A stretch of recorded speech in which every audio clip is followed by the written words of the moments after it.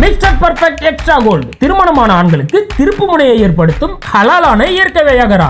60,000க்கும் மேற்பட்ட திருப்திகரமான வாடிக்கையாளர்கள், 500க்கும் மேற்பட்ட வாடிக்கையாளர்களுக்கு குழந்தை வரமும் கிடைத்துள்ளது. வயதான பலகினமா, சுகர் பலகினமா, இனி கவலை வேண்டாம். உங்கள் இல்லறம் நல்லறமாக அமைய உடனே ஆர்டர் செய்யுங்கள். மேலும் விவரங்களுக்கு கீழுள்ள எண்ணை அணுகுங்கள். நீதிபதி சந்திரசூட்டுடைய வீட்டில், உச்சநீதிமன்றத்துடைய தலைமை நீதிபதியுடைய வீட்டில் பிரதமர் மோடி போய் அங்கே பூஜை செஞ்சு தீபாராதனை காட்டி மணி அடிக்கக்கூடிய இந்த விஷயம் இன்னைக்கு வடக்கில் மிகப்பெரிய ஒரு வைரல் செய்தியாக மாறி இருக்குது. இது இல்லாமல் RSS உடைய மாணவர் அமைப்பாக இருக்கக்கூடிய விஸ்வ இந்து பரிஷத், அந்த விஸ்வ இந்து பரிஷத் சார்பில் ஒரு மாநாடு ஏற்பாடு பண்ணுறாங்க. அந்த மாநாட்டில் முன்னாள் நீதிபதிகள், மூத்த வழக்கறிஞர்கள் எல்லாரும் அந்த மாநாட்டில் கலந்துக்கிறாங்க. கலந்துக்கிட்டது மட்டும் இல்லாமல் அதில் போய் வக்ஃப் வாரிய திருத்த மசோதாவை பற்றி அதில் பேசப்படுது, மதமாற்ற நிகழ்வுகளை பற்றி அதில் பேசப்படுது, ஞான்வாபி, காசி, மதுரா இந்த விஷயங்களை பற்றி எல்லாம் அதில் பேசப்படுறதால அப்போ இங்கே மக்கள் மத்தியில் ஒரு பெரிய ஒரு அச்ச உணர்வே ஏற்பட்டிருக்கு. ஒரு நீதிபதி பொறுப்பில் இருக்கக்கூடியவங்க இப்படியெல்லாம் செஞ்சுட்டு இருக்காங்களே, இங்கே சாமானிய மக்களுக்கு இருக்கக்கூடிய ஒரு கடைசி நம்பிக்கையே நீதிபதிகளும் நீதி பண்ணுறது தான். அந்த நம்பிக்கையாச்சும் கொஞ்சம் மிச்சம் வைங்க சார் அப்படின்னு சொல்லி மக்கள் ஒரு மிகப்பெரிய கோரிக்கை இன்னைக்கு முன் வச்சிருக்காங்க. இதுல உச்சநீதிமன்றத்தோட தலைமை நீதிபதி சந்திரசூட் அவங்களுடைய வீட்டில் வந்து ஒரு விநாயகர் சதுர்த்தி பூஜை நடக்குது. அவங்களுடைய பூஜை அறையில தான் அது நடக்குது. இந்த பூஜைக்காக பிரதமர் மோடியை ஒரு சீஃப் கெஸ்டா கூப்பிடுறாங்க. அங்க நம்ம மோடிஜியும் சீஃப் கெஸ்டா வராரு. வரவர் எப்படி வராரு அப்படின்னா, மகாராஷ்டிராவுடைய பாரம்பரிய ஆடையா இருக்கக்கூடிய ஒரு தொப்பி, அந்த தொப்பியை போட்டுட்டு தான் அந்த பூஜையில வந்து கலந்துக்கிறாரு. அதாவது இது மூலியமா அடுத்து வரக்கூடிய மகாராஷ்டிராவுடைய தேர்தலுக்கு இங்கேயே தன்னோட பிரச்சார யுக்தியை நம்மளால ஆரம்பிச்சிட்டாப்ல. அங்க போய் பூஜை செஞ்சு தீபாராதனை காட்டி பூஜை எல்லாமே செய்யறாரா? இதுல இங்க இது கேள்வியே இல்லை. ஏன்னா அது அந்த வழிபாடு பத்தி இங்க யாருமே கேள்வி எழுப்புறதில்ல. ஆனா அந்த வழிபாடு விஷயத்த, ஒரு பூஜை அறைக்குள்ள நடக்கக்கூடிய ஒரு விஷயத்த இவங்க பொதுவெளியில வந்து காட்சிப்படுத்துறாங்க. பொதுவெளியில வந்து பதிவிட்டதாலதான் இது இன்னைக்கு இவ்வளவு பெரிய சர்ச்சைக்குரிய விஷயமா மாறுது. ஏன்னா இவங்க ரெண்டு பேருமே பொதுவான பொறுப்புல இருக்கக்கூடிய நபர்கள். பிரதமர் பொறுப்பு அப்படிங்கிறது அது எல்லாருக்குமே தான் ஒரு பிரதமர். அப்போ எல்லாருக்குமான பிரதமரா இருக்கவரு அவர். ஆனா இங்க எல்லாருக்குமான பிரதமரா இல்லாம அவரோட போக்கு முழுக்கவே ஒரு சார்பா மட்டுமே இங்க செயல்படுது. அதனால இவர் எல்லாருக்குமே பொதுவா இருக்கணும் அப்படிங்கிற நியாயத்தை மோடி கிட்ட நம்ம எதிர்பார்க்க முடியாது.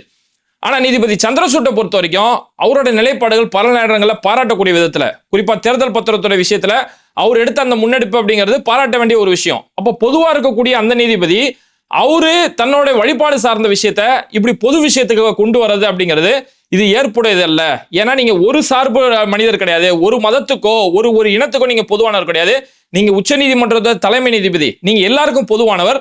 அதனால இதை நீங்க பொதுவெளிக்கு நீங்க கொண்டு வந்தது தப்பு அப்படின்னு சொல்லி இன்னைக்கு பலரும் கேள்வி வச்சிருக்காங்க. மூத்த வழக்கறிஞர் பிரசாந்த் பூஷன் உட்பட, இந்திரா ஜெய்சிங் உட்பட எல்லாருமே மூத்த வழக்கறிஞர்கள் எல்லாமே இன்னைக்கு ஒரு முக்கியமான கேள்வியா முன் வச்சிட்டு இருக்காங்க. இதுல ஒரு சார்பு வழிபாடு அப்படிங்கிறத விட இங்க கூப்பிட்ட கெஸ்ட்ல கூட அந்த ஒரு சார்பு தான் பார்க்க முடிஞ்சது. ஏன்னா அவங்களுடைய வீட்டில் பர்சனலா நடக்குது, அவங்க பூஜை அறையில நடக்கக்கூடிய விஷயம். இதுக்கு சீஃப் கெஸ்டா கூப்பிடணும் போது பிரதமர் மோடியை கூப்பிடுறாங்கல்ல, அதே பிரதமர் பதவிக்கு நிகரானதுதான் ராகுல் காந்தி, எதிர்கட்சி தலைவர். அப்போ அவரே அந்த ஒரு நிகழ்ச்சிக்கு ஒரு சீஃப் கெஸ்டா கூப்பிட்டுருந்தாங்கன்னா இந்த சர்ச்சைக்கு அங்க வேலையா இருந்திருக்காது. அல்லது காங்கிரஸ் உடைய தலைவராக இருக்கக்கூடிய மல்லிகார்ஜுன கார்கே அவரை கூப்பிட்டு இருந்தாலும் இந்த சர்ச்சைக்கு இங்க இடமே இருக்காது. பிரதமரும் மோடியை மட்டும் இங்க கூப்பிட்டதால தான் இந்த சர்ச்சை முக்கியமா இன்னும் முக்கியமா இருந்த காரணம் என்னன்னா, சரி அங்க கூப்பிட்டீங்க, உங்க வீட்டுல உங்க ரூம்ல ஒரு பூஜை அறையில் நடந்த வழிபாடு, இதை நீங்க பொதுவெளியில கொண்டு வந்து பதிவிடுறீங்க தெரியுமா, அதுதான் இங்க பிரச்சனைக்கு உரிய காரணம்.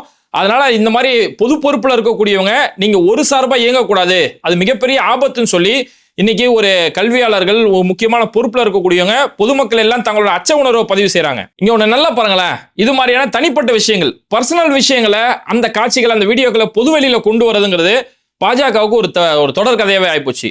இங்க எப்படி ஒரு பூஜை ரூம் விஷயத்தை எப்படி பொதுவெளி கொண்டு வந்தாங்களோ அதே மாதிரிதான் இங்க நம்ம கோயம்புத்தூர்ல அந்த அன்னபூர்ணா ஹோட்டல் விஷயத்த அதை பொதுவெளிக்கு கொண்டு வந்தது இதே பிரச்சனை தான். அவரு ஃபோன் பண்ணி நான் அவங்கள்ட்ட மன்னிப்பு கேட்கறேன்னு கேட்டிருக்காரு.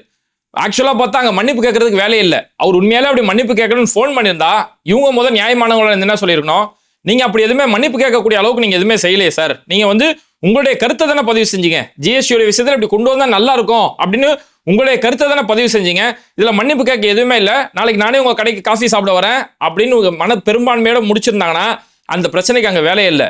ஆனா இவங்க மன்னிப்பு கேட்கறோம்னா அவரை வர வச்சு அந்த இடத்துல அவர் மன்னிப்பு கேட்கக்கூடிய விஷயத்த வீடியோ எடுத்து, அவரு அந்த வீடியோ நல்லா பார்த்தா தெரியும். அவர் அங்க கேள்வி கேட்கும் போது அவர் அவ்வளவு காமெடியா நகைச்சுவையா உணர்வோட பேசிட்டு இருந்தாரு, அவ்வளவு தைரியமா பேசிட்டு இருந்தாரு.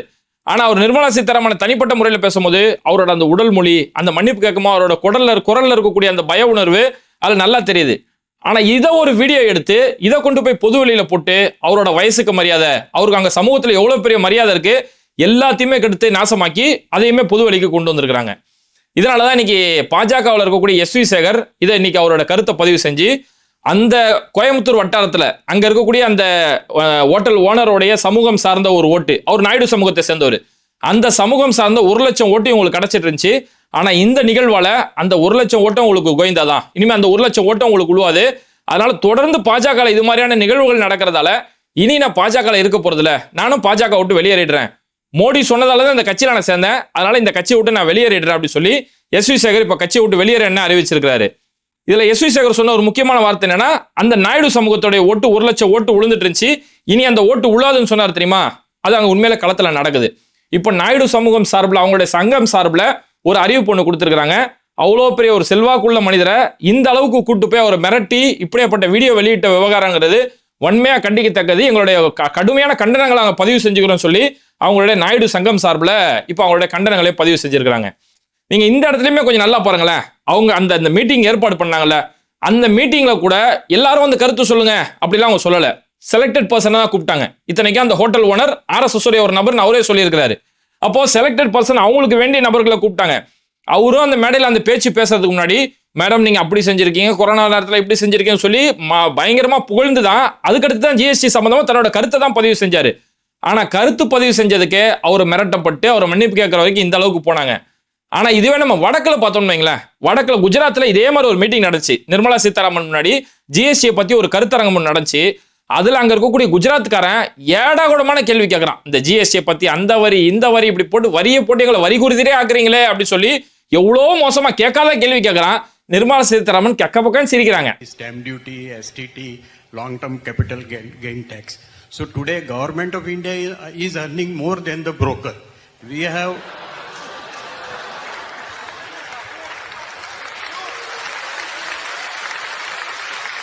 அப்போ நல்லா பாருங்களேன், குஜராத்துக்காரன் ஏதாவது கேள்வி கேட்டான்னா அதை சிரிச்சுக்கிட்டே எல்லாத்தையுமே சமாளிச்சுக்கிறது.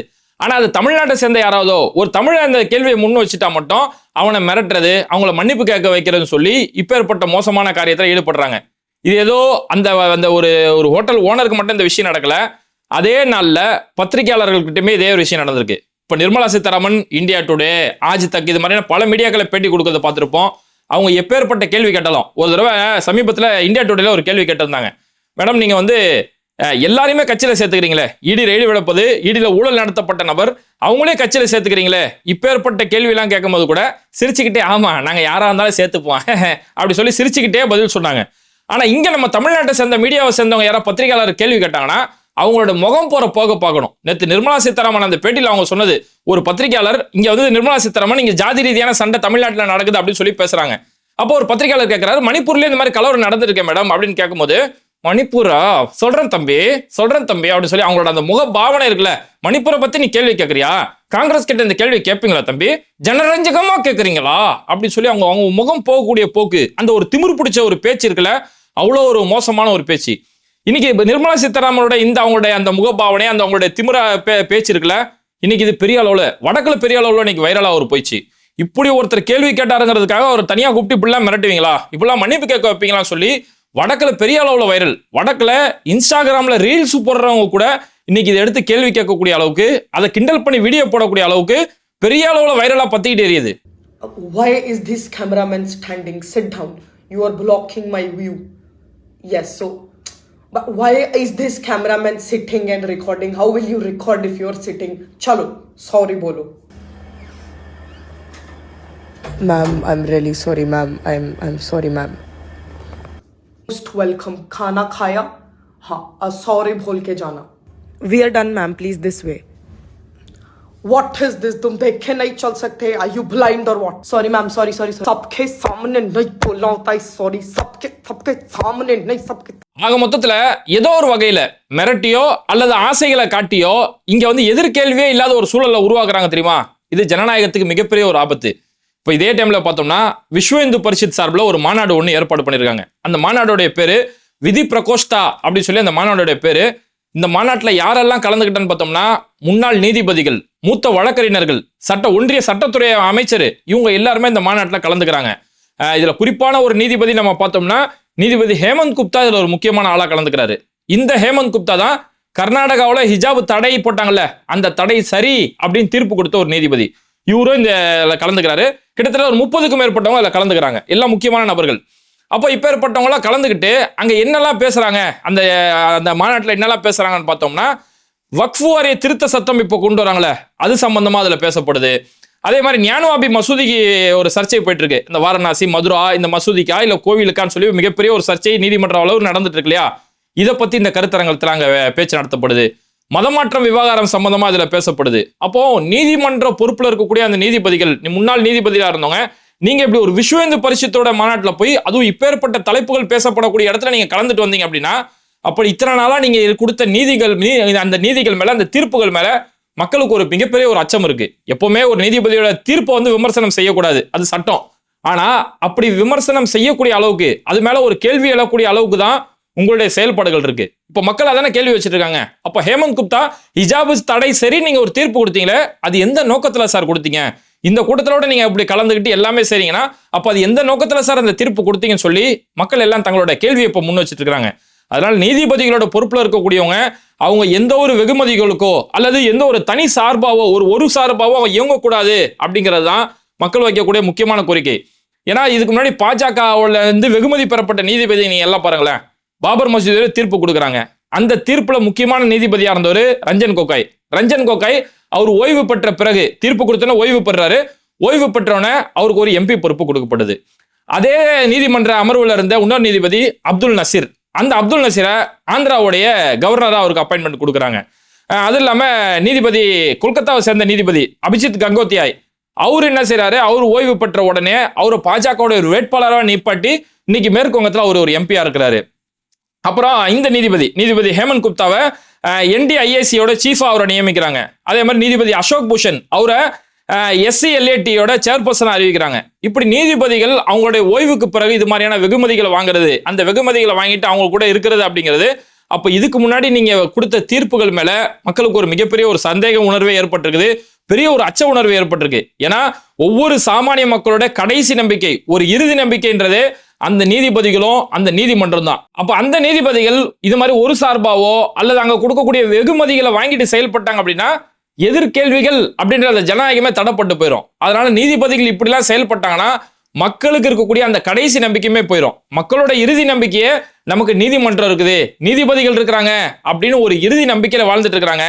அந்த நீதிபதிகள் இப்படி ஒரு சார்பாவோ அல்லது வெகுமதிகளை வாங்கிட்டு செயல்பட்டாங்க அப்படின்னா அந்த மக்களோட அந்த இறுதி நம்பிக்கைக்கு இறுதி சடங்கு செஞ்சதுக்கு சமம்.